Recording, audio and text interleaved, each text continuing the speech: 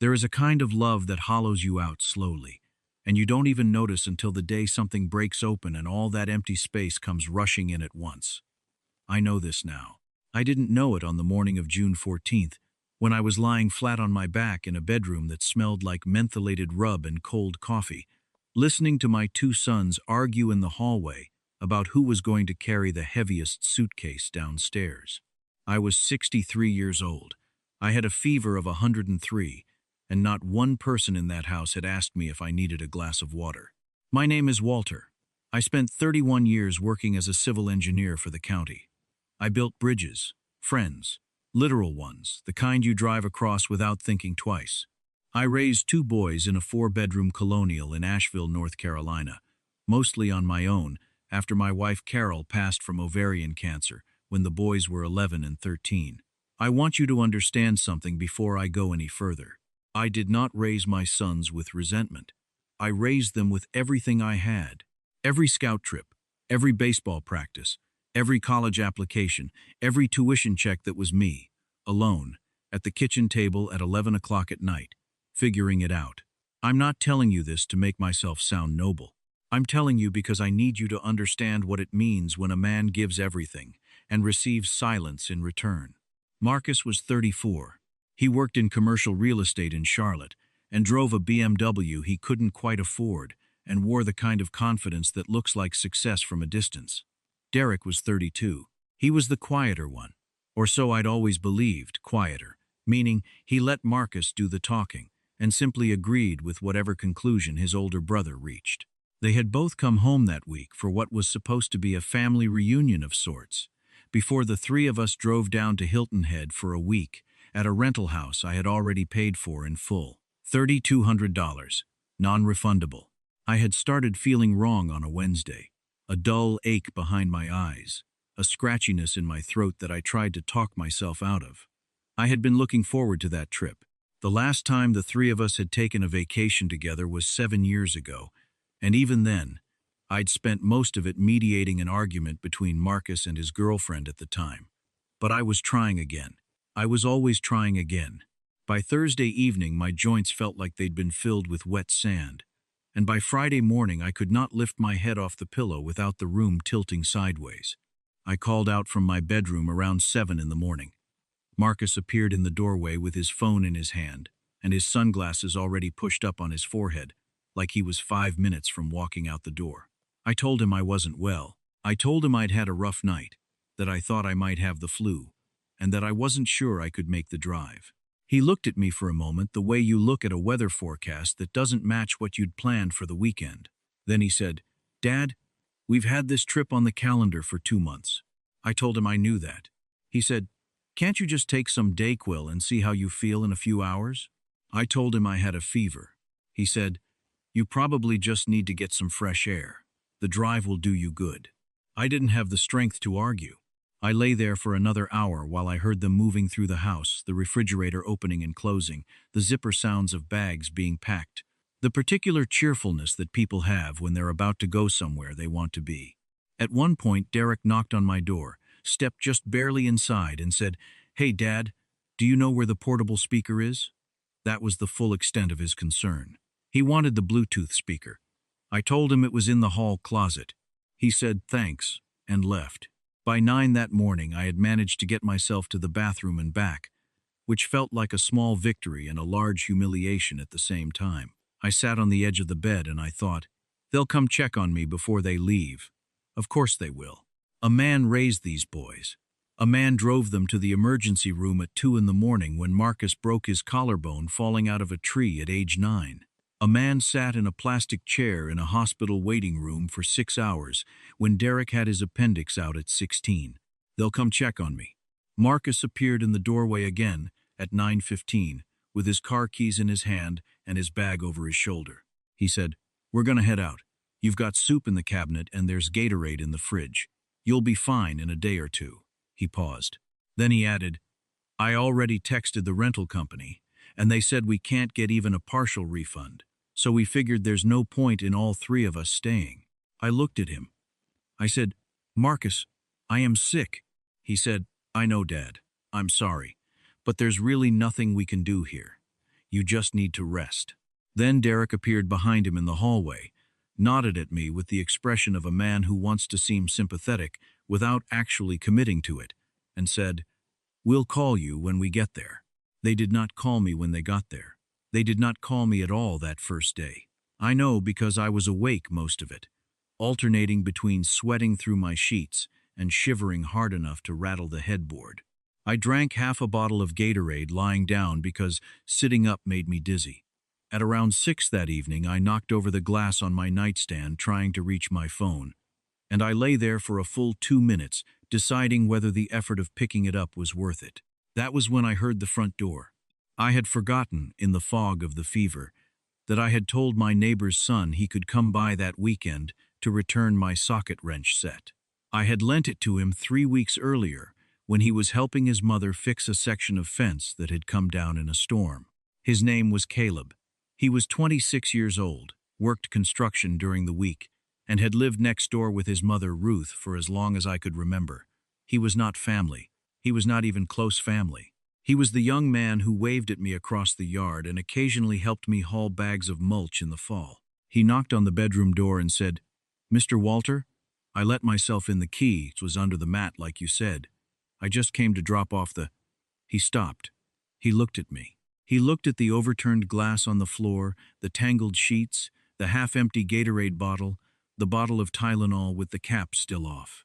He said, "Sir, are you all right?" I told him I'd had better weeks. He set the socket set down in the hallway. He picked up the glass. He went to the kitchen and filled it with water and brought it back. He said, "Where are your boys?" And I told him they went to Hilton Head. There was a silence that I will remember for the rest of my life. Not an awkward silence, an understanding one. The kind of silence that passes between two people when one of them has just understood something that doesn't need to be said out loud. He said, "Okay, let me call my mom and tell her I'll be a little late for dinner." That was Friday evening. He stayed until 10 o'clock that night, made me scrambled eggs and toast, replaced the sheets on my bed with clean ones from the closet without being asked, found the thermometer in the bathroom cabinet, and confirmed I had 102.8, and drove to the CVS 2 miles away to buy me the right kind of flu medication because the stuff I had was 3 years expired. Before he left, he wrote his number on a sticky note and put it on the nightstand. He said, "Text me if you need anything tonight." I mean it. I texted him at 2 in the morning because the fever had spiked and I was frightened. He responded in 4 minutes. He said he'd be there in 10. He brought Pedialyte, which he said his mother swore by, and he sat in the chair in the corner of my bedroom for an hour until my temperature came down and I fell back asleep. On Saturday, he arrived at 8 in the morning. I heard him in the kitchen. I smelled coffee.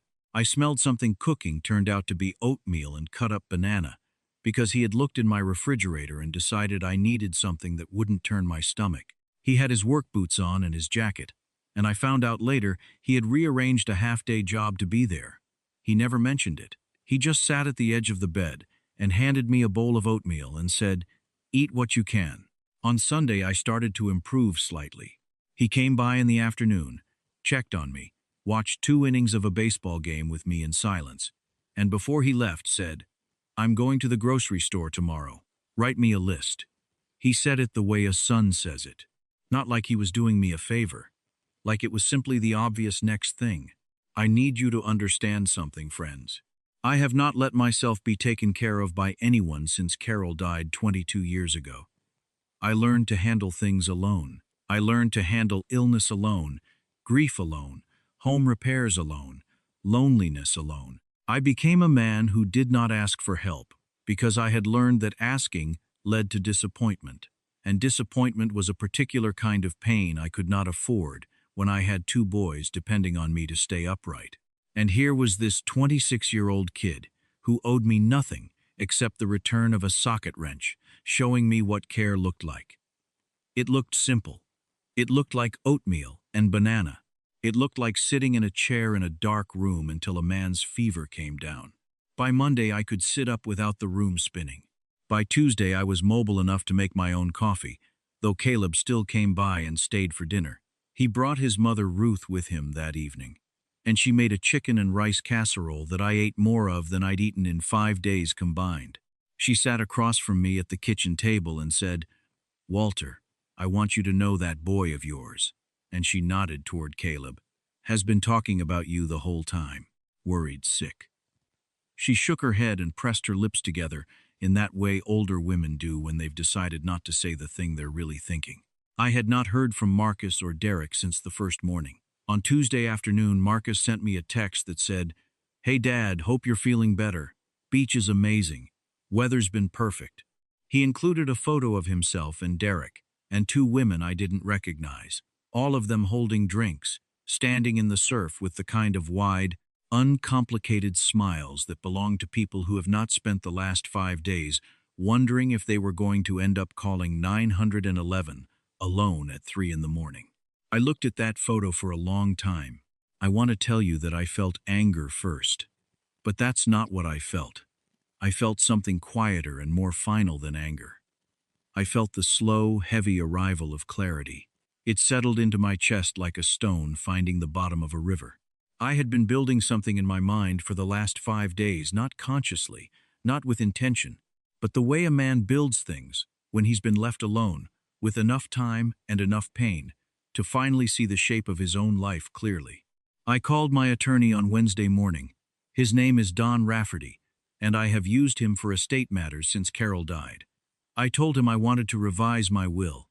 He asked if everything was all right. I told him it would be. We scheduled a meeting for the following Monday, which gave me the rest of the week to think it through, to be certain, to make sure this was a decision and not a reaction.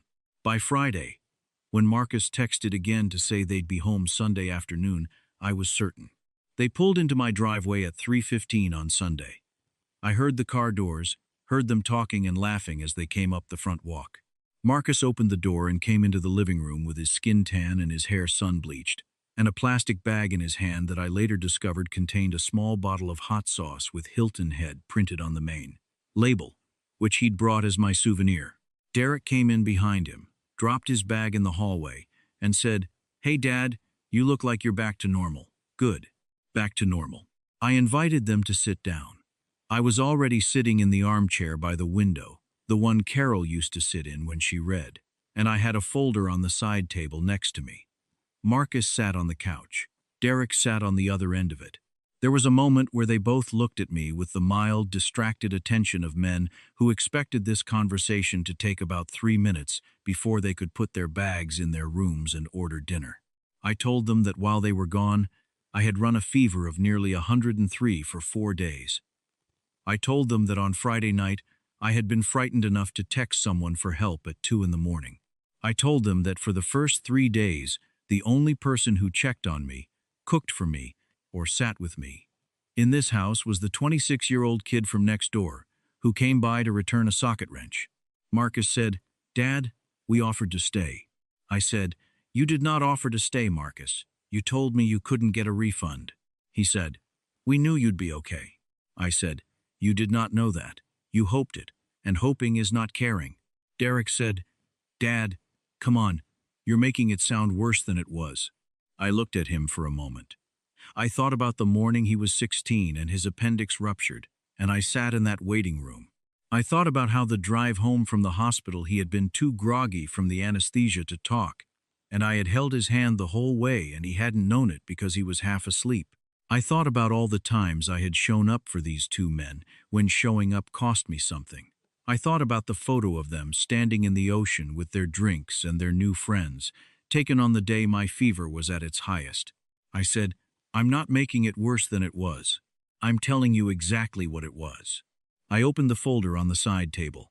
I had printed several documents, a revised estate summary, a letter I had written to both of them, and a copy of a new arrangement I had already signed. I handed them each a copy. I told them that I had revised my will. I told them that the house which I owned free and clear, and which a real estate agent had estimated at approximately $640,000, would no longer pass to them. I told them that I had established a trust that would provide for my own care and comfort in my remaining years, and that the remainder would go to a beneficiary I had chosen carefully and with a clear mind and without a drop of fever. Marcus looked up from the paper. He said, "Dad, you're not serious." I said, "I am completely serious." He said, "Because of one trip?